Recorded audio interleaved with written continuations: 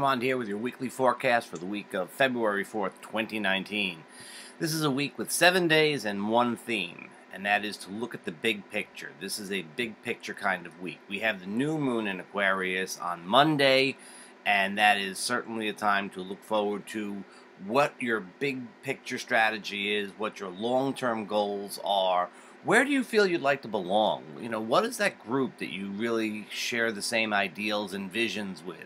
Not the people that are just local and stuff like that, or the people that do what you do, but who are the people that you really connect with on a sort of idealistic level? And if you're connected with them, what can you do? How can your life change? You spend more time with people that share those same ideals, you'll be in a good spot. Okay, here's another idea for this new moon, and that is it's a time to consider where you'd like to be, say, this time next year. And again, it's very big picture, long-range goal type of thing. In Aquarius, there's a sort of like openness, a sort of freedom-oriented spaciousness around it that is really quite helpful for sort of envisioning big picture stuff. It's also the beginning of the year of the Earth Pig. You can make of that what you want.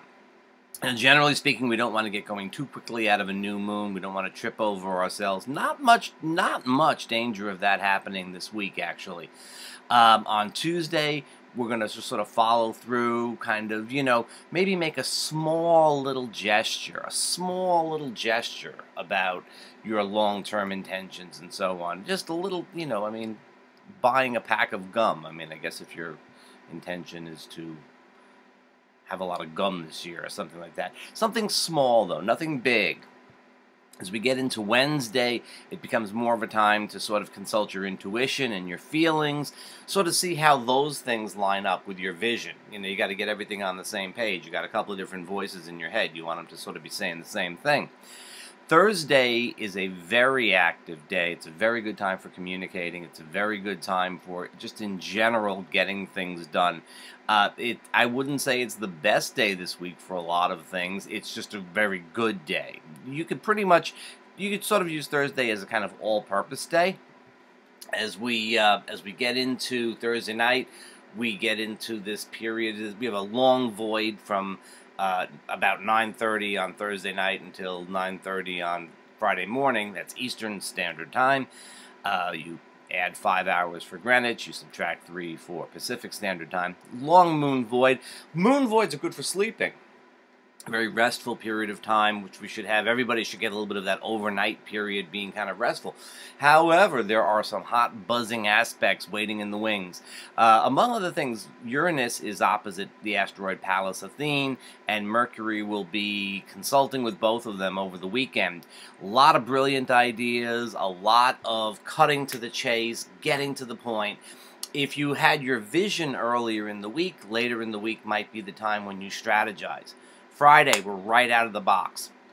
Friday is a time to really start putting stuff on the ground. Now you want to take your long-range goal and you want to make a real concrete gesture. Not just a small gesture. You actually, not even a gesture.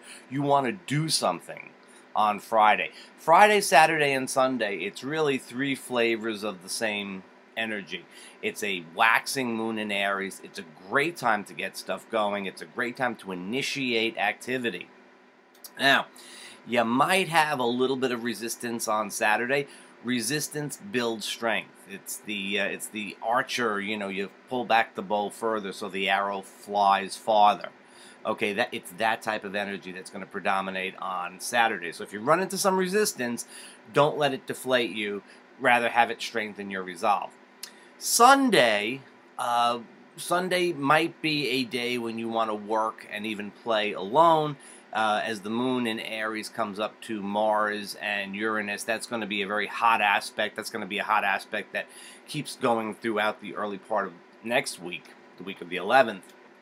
So you're going to want to maybe give others some space, maybe take some space for yourself. During this Friday through Sunday period, it's generally a time when you can connect with others and get their cooperation, and maybe offer some cooperation too. That's nice. On the other hand, folks may not be listening all that much. It's not really a kind of listen and take other positions into account all that much sort of energy. So if you have to sort of go it alone and push ahead for your stuff by yourself, that's kind of okay. So, early in the week, we sort of cement the vision. Middle of the week, we kind of work through it a little bit and see where we can, how we can put this stuff together, and how we feel about it. And then Friday, Saturday, Sunday, get going.